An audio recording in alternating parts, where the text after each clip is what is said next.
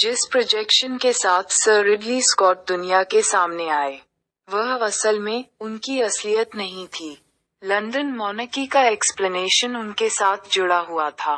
तो यह वक्त था उनकी असली पर्सनैलिटी, उनके असली काम को सामने लाने का। इस फिल्म में महारानी जी की तरफ से पूरा का पूरा अकाउंट को रिडली साहब के हाथों में थमा दिया गया था, बस इस शर्त पर कि वह $700 का टैग लगाकर $50 के प्रोडक्ट बेचने वाले चेहरे को सामने लाएं।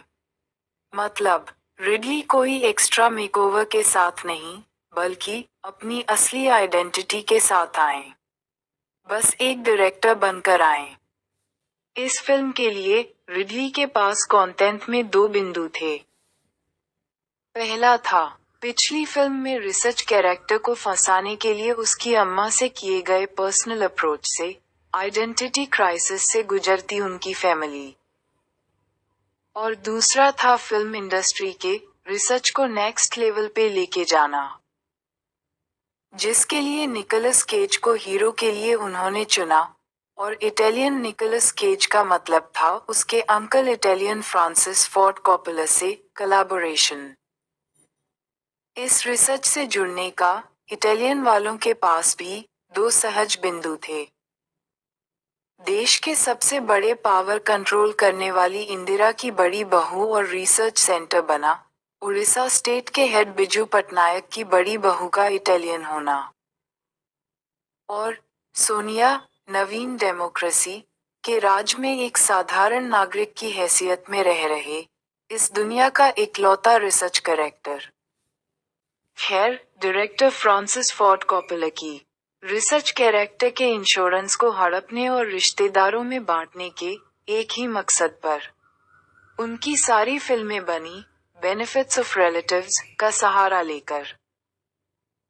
इंश्योरेंस का मतलब दुनिया तो जानती ही है, दूसरे लोग इसे मिल बांट कर खाते हैं, बस जिसका है यह इंश्योरेंस उसी के काम नहीं आता।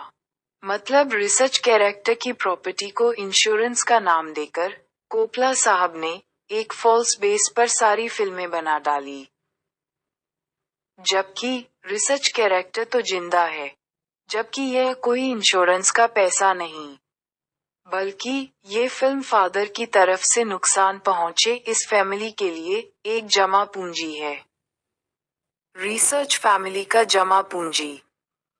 100 साल पहले रिसर्च वालों ने जब एक फैमिली पर रिसर्च चलाया, तय हुआ हर फिल्म में इस परिवार का इमोशन और स्टेटस डाला जाएगा। फिल्मों के साथ चलते हुए इस फैमिली को कंट्रोल में भी रखा जाएगा। मतलब, उस फैमिली का नुकसान होगा तो उस फैमिली के हेड पर एक अमाउंट रख दिया गया, ताकि कभी अगर इस नुकसान का कारण या उस परिवार के साथ हो रहे रिसर्च को समझ के इस अन्याय के खिलाफ आवाज उठाता है, ये परिवार एक क्लू के साथ भी खड़ा होता है, तो ये वैल्यू उसे दिया जाए। इस कंडीशन के साथ जब रिसर्च आगे बढ़ा, जितनी फिल्में और जितनी कहानियां आईं, रिसर्च फैमिली का उतना दर्द तो बढ़ा। साथ में रिसर्च फैमिली के अकाउंट की जमा पूंजी में दुनिया भर की कहानियों का हिस्सा जुड़ते हुए अमाउंट और बढ़ता गया।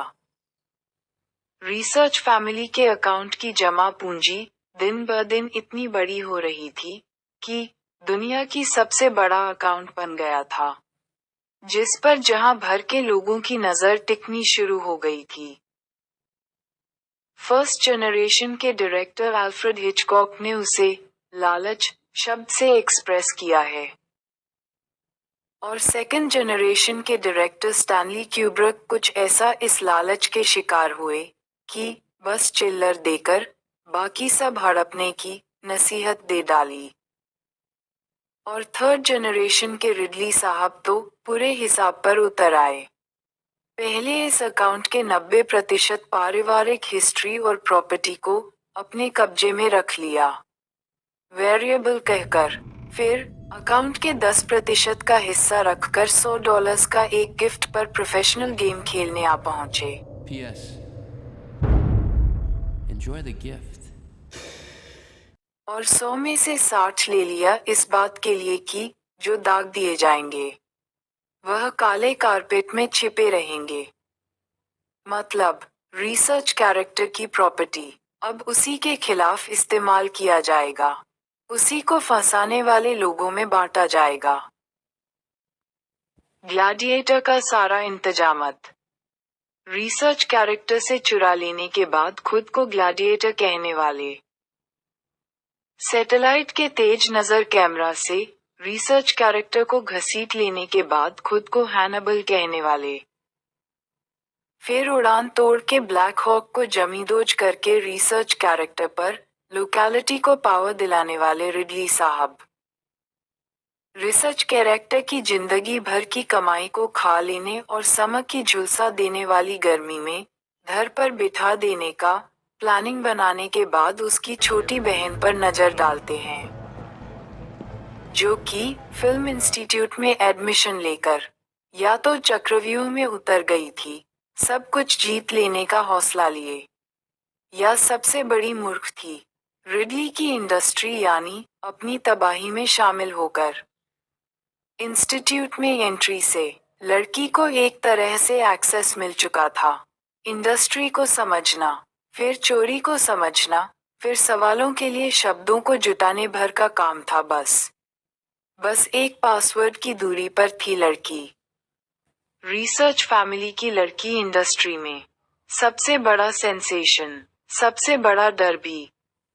तो 2003 आते आते इतने बड़े एम्पायर खड़ा कर चुके कैसनोवा रिडली एक आखिरी कौन का चांस लेने एक पिता के भूमिका में उतर आए थे।